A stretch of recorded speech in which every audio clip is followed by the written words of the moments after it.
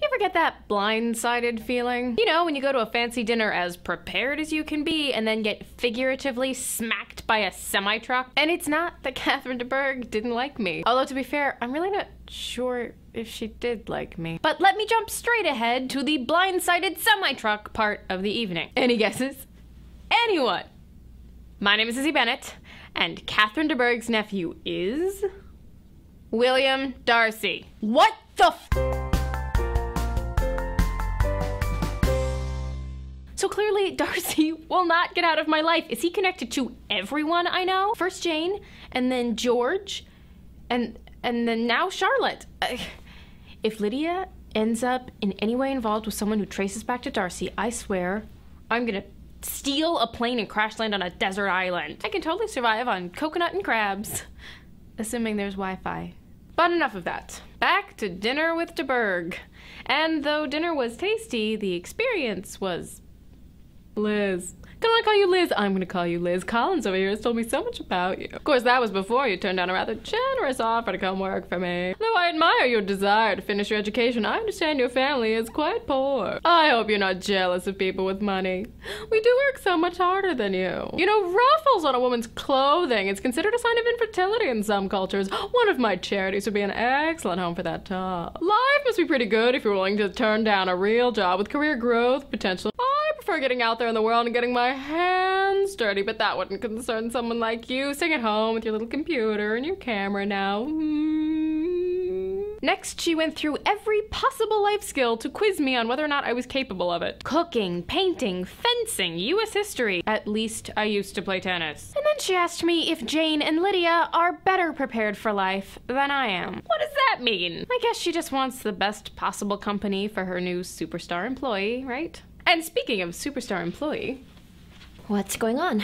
Okay, I'm trying to be more with the nice and less with the snark, but I've gotta ask, what is up with Catherine's dog? They kind of go hand in hand. Well, that I get, but the dog itself, kind of creepy, right? A little strange. And you have to admit it was unnerving how she kept telling it how perfect it was. Like, oh, Annykins, you're just the best, most beautiful poochie in the whole world. Yes, you are. Like, if dogs could have egos, I guess that makes that hairless snaggletooth a perfect match for Darcy. The dog, not Catherine. And speaking of Darcy and weird, why didn't you tell me they were related? I was as blindsided by that as you were. And how about how she brought up Caroline every time she mentioned Darcy? Those two are thick as thieves. Yeah, but she kept comparing their personal and professional accomplishments. It's like she has a chart. She's definitely a member of Team Caroline. You know, I've barely heard from Caroline since she left, and neither has Jane. I thought we were friends, but I guess we're not. She could never compare to you anyway. Oh, Ms. Lou, the editors for Better Living with Collins and Collins would like to speak with you. Be right back. Play nice. I always do. Hello again, Miss Bennet. I hope you found dinner last night as thoroughly delightful as I did. Oh, I'm sure you must have. Miss de Bourgh is quite an impressive woman. Impressive, yes, she is. Oh, do you need any help with any reenactments for your video?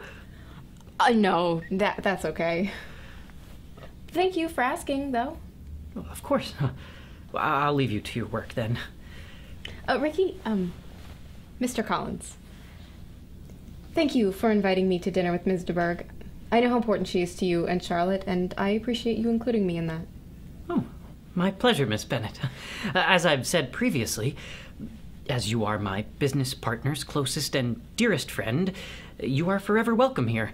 My work is my life, so you are both part of that now. Good day, Miss Bennet. Good day, Mr. Collins.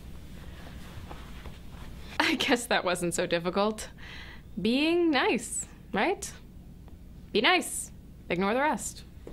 Hey, sorry about that. Had to put out some fires. But I think I'm done for the rest of the day. What else do you want to talk about?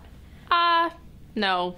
You know what, let's wrap this up. Otherwise I'm just gonna end up talking about Darcy and de Bourgh, and contrary to popular belief, they do not consume my life. Well, they do kinda. No more talking. Let's go do something. Oh, okay. What would you like to do? I don't know. I don't care, anything. You choose.